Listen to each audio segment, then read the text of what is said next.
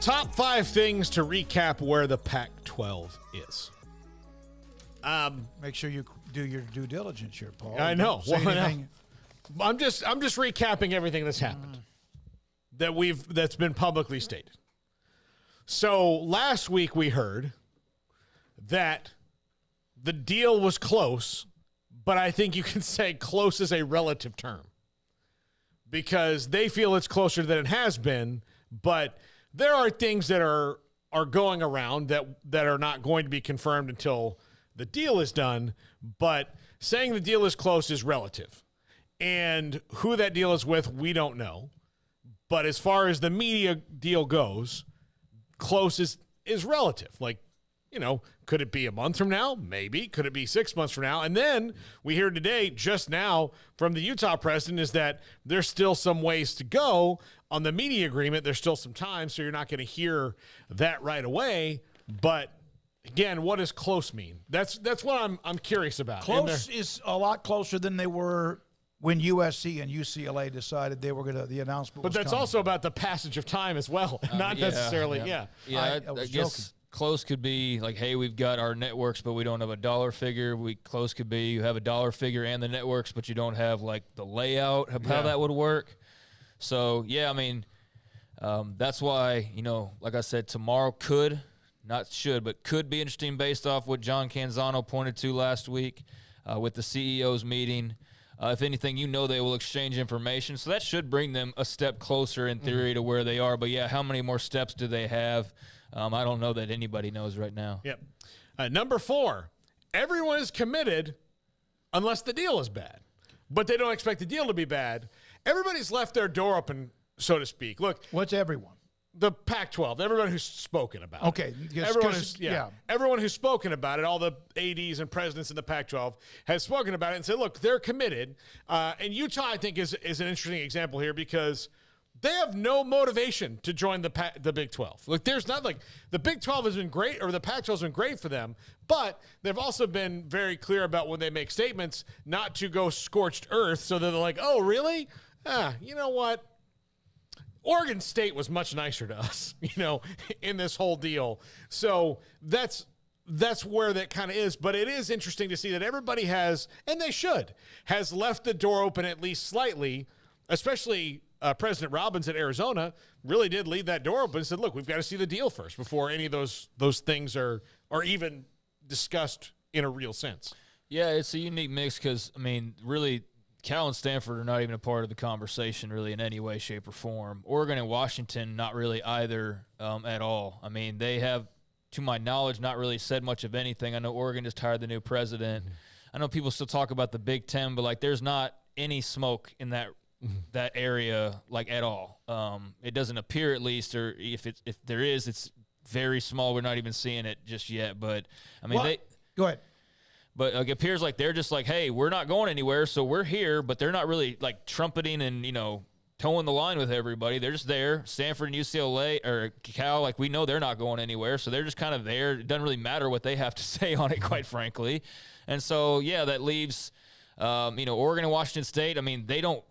They're in the best spot they could possibly imagine, so they don't want to go. We've already established nobody wants to go anywhere. But, yeah, we've now heard from, I think, almost all the Four Corner schools, as people and refer to them. Washington State, he came out. Yeah, he did, but I don't really know what their options would be anyways. But, yes, so they have. You're right. You would think their best option is that Washington and Oregon, for Oregon State and Washington State, remain intact. Yeah, I just don't think that they're going anywhere. So, I'm not even considering that. I'm only considering the Big 12 part of this. So it's the Four Corner schools, and, yeah, everybody's on board. Everybody wants to see what that deal is, and I think that that's been established. And, hey, so long as it's in the ballpark, then everybody's going to be fine and singing Kumbaya. But, if something drastic – I think everybody's just refusing – they're supporting as best they can, but nobody's willing to say never. That's the best way to put it. Nobody's willing to say never, or nobody's willing to say never because you never say never. But outside of that, I do feel like they've been as strongly worded as they can without saying, oh, that'll never happen, because you just never say never. I think if you took the Four Corner schools in the matter of who might be looking off to the side, Colorado and Arizona would be probably somewhere 1A, 1B. And then after that, I don't know. I really don't know. Utah's kind of made it clear. And then in Arizona State, they don't seem to be in it. I still wonder if Oregon and Washington, for the most part, have been quiet because do they have the most to lose? No, I mean, you could argue an expanded playoff. But they always are going to have somewhere to fall. I mean, not fall, but they will be picked up by somebody. It may not be who they want it to be. Yeah. No, they won't. I mean, where are they going? What if if the conference deal is just not enough, you don't think they would all of a sudden change how they think of themselves with the Big 12? I don't think that they would bow down to the Big 12. I mean, unless it was like so horrifically bad that you had absolutely no choice. But there is nothing to indicate that it will be that bad. Like, I mean, it would. Yeah. Like, let's establish this would have to be a really bad deal. They'd have to be getting the AAC deal. Yes, like that's what they'd have to be getting. Like, we got to be talking like $20 million short. Like, and so that's like not going to happen. Mind blowing. And so that's not going to happen. So that's all been wishful thinking that, like, oh, the deal's going to be so bad that it da-da-da-da. Like, to pull Oregon and Washington away when they're going to be the kings of that thing for the most part. They're going to have an easy path to the playoff. I don't know why they would, you know, and the Big Ten thing just seems like a pipe dream at this point. So, yeah, I don't think they're going anywhere. Number 3, SMU and San Diego State are still possible. And let's go back to number 2 real quick because he's kind of tying together. Expansion and TV announcements would come separately. Or now we found out that maybe they could come at the same time. Well, but I thought based on what I read with the article with Canzano was that the expansion might be announced before the TV deal. Yeah, that was him just talking. But yeah. Yeah, so like, but, you know, that they could all be together, could not. And well, what did the Big 12 do? They expanded first, and then a year later announced the TV deal. Right? Well, but they also had that timetable to do that, is where the Pac-12's timetable, as we've gone over, is at least shorter in the fact that it ends at the end of this calendar year. Yeah. So in 2024, they don't have one. So the deadline is technically December 31st, but they obviously like to get it done before they're in the bowl season. And number 1. And, hey, I mentioned, you know, we talk about it a lot, but, like, I don't just look at this from what could happen for the Big 12. I'm very curious. Like, if SMU and San Diego State join the Pac-12, that's a pretty big deal. Yeah. Like, that's a pretty big deal, and especially when you grew up in 2 hours away from SMU and you know their history and just how they've sort of been viewed, that would be a big deal for them. So, yeah, I think that, you know, especially when you look at the fact that probably nothing's happening major that's on the horizon. I mean, the ACC thing is still years out at this point, even if, you know, people are rattling cages. So this is kind of that.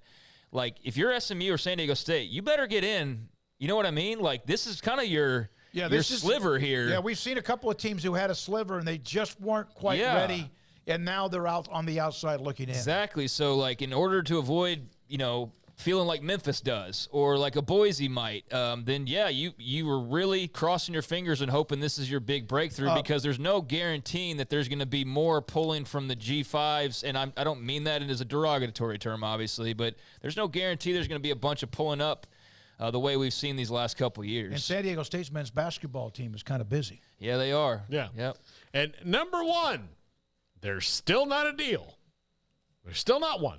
That can't be argued. Yeah, they can't be argued. But just recapping, that everything you've heard, there's still not one, and it appears off in the distance, but close. But again, that's a relative term. But maybe tomorrow. But maybe tomorrow. Yeah. But maybe not. Maybe a long way away. This is got to be exhausting if you're just a fan of one of those schools that's not in the Twitter mob that just wants to know who we playing. Yeah. Like, what's going to happen? What is our future? Who's in our conference? Yeah. Like, if my kid's a freshman in 2026, what's parents' weekend? Is it going to be one I'm going to like to go to? Yeah. You know, I think everybody's dealing with that sort of fatigue to some point. I think that's why you saw the PAC folks kind of reaching their breaking point the other day. It was like, all right, we're tired of this. And it's even with the comment of like, well, we could have stayed more patient, but everybody's kind of feeling this like we got to get it done. And I compared it to the Big 12 agreeing to their exit deal with Oklahoma and Texas. They could have held out. They could have racked up millions of dollars in lawyers' fees, right, and drugged this thing on out to get every single last penny that they wanted from Oklahoma and Texas, but probably would have spent what they would have gotten back, right? But everybody's like, you know what, damn it, let's just move on from this. Like, let's just get it done. They're going to be leaving. We all know it's official and be done with it. I think that's how everybody feels with this is like, whatever happens, happens, but let's all just get it done with and move along. And And whether that's for the betterment of them or not, time will tell. But yeah, there's definitely some fatigue, and it's understandable. And also, it's understandable even if you don't have a dog in the fight. There's some people just find the topic interesting, and it's Yeah, just an in fact,